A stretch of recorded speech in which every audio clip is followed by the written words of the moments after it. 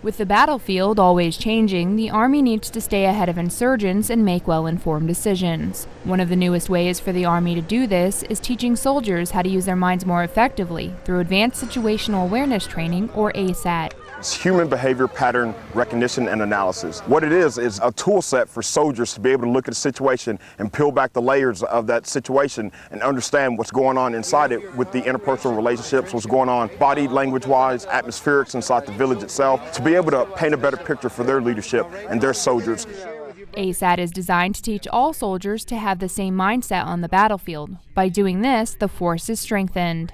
This program itself is going to make each individual that takes its course so much more aware of its surroundings, and not just in a threat sense, but just in a sense of knowing what's going on in your environment. During the initial 5-day course, students spend their first 3 days in the classroom, learning how to read people and situations through real-life examples. It helps articulate actions that we take. As soon as something happens, you have to really be able to give a good reason for why you did something, almost a purpose. A large part of ASAT is profiling human behavior, which is broken down into 6 domains. The 6 domains are heuristics, proxemics, atmospherics, biometrics, geographics, and kinesics. Heuristics involves using things you already know to draw a reasonable conclusion from something you are seeing. Disregard, it looks like they're farmers. Heuristics is basically a tactical shortcut. It's just enough information that you're visually processing to be able to draw a reasonable conclusion from any situation that's taking place in front of you. Proxemics talks about interpersonal relationships and allows a soldier to identify high-valued individuals and high-valued targets more quickly and effectively on the battlefield. We use an acronym called MADE, which is mimicry, adoration, direction, and entourage, in order for our students to get the tool set in order to pick out HVIs and HVTs inside of a crowd. We tell these guys, if all 4 of those don't fit, then that's not your HVI. Atmospherics refers to the environment and being able to accurately read your surroundings. We talk about the atmosphere you're moving into with bullet holes, rubbling, trash, graffiti. All that means something. You could also see things like an atmospheric shift. If you're at a key leader engagement and someone walks up that wasn't there at the start, and the mood of everyone attending the key leader engagement changes, that would be an atmospheric shift brought on by the outside person. Biometrics is a term for life measurement. This is anything that your body puts out that you can't control but can be measured. We give them examples of their histamines and how histamines will pop up when you're angry, embarrassed, or you just get done working out. So as you're questioning someone, and you start to notice that histamine count come up, and their face gets that histamine cross down the center.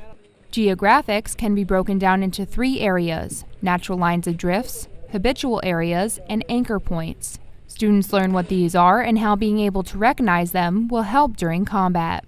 If I was on a patrol and I had been to this village before, or even if this was my first time, I would take notice of things like natural lines of drift, because if I encounter my enemy in this area, that's what he's going to use to escape from me. Those are going to be his shortcuts up and over fences or through alleyways. I'm also at a distance going to be able to see anchor points. If I can identify any group of people, be them good or bad, I'm going to be able to see where they kind of congregate, and the separation between them will almost be like an invisible line is drawn. And habitual areas, places I would expect to see like the mosque, I'm going to take notice of who comes and goes, and I'm also going to take notice of who shies away from those kind of places. Kinesics, also known as body language, breaks down human behavior and evaluates common body language. We analyze just common body language that we all give off, but we really don't register inside of our mind. How a lot of males, when that dominant pose comes up, when they're talking to someone that they kind of want to have that dominance over, how we'll put our hands on our hips to make ourselves bigger.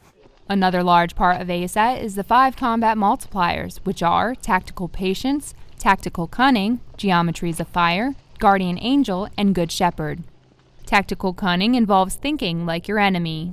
And the best example that I can give is taking the lenses in which I'm viewing the world and put them on my enemy, and do the same thing vice versa. Taking how he's viewing the world and put them on my eyes to see how my enemy would attack me. Not only must soldiers focus on others, they also must focus on themselves. This is where good shepherd comes in, which means being an effective leader. Good Shepherd is the philosophy of making sure that your soldiers are being taken care of as a leader, making sure the information is being passed from the bottom up, from left to right, making sure that inside of that battle space or whatever moving environment they're inside of, that you're overwatching and making sure they're being taken care of. Another combat multiplier is Guardian Angel, which means always being part of a team. Basically having an overwatch at all times. If I'm pushing through a village, I'm going to want someone on my flank ensuring that the enemy is not going to come up behind me and catch me when I'm not ready for it. By combining these 3 combat multipliers with tactical patience and geometries of fire, ASAT students are strengthening their soldier capabilities. Advanced Situational Awareness training is taking Army soldiers to the next level in combat situations. By giving soldiers a different way to look at and understand their enemies, the Army is helping its soldiers achieve overmatch in combat. The 5 combat multipliers, paired with the 6 domains, the 7-step terrorist planning cycle, and the combat rules of 3, will make every soldier and every leader efficient, effective, and proactive in any given battle space from Kansas to Kandahar.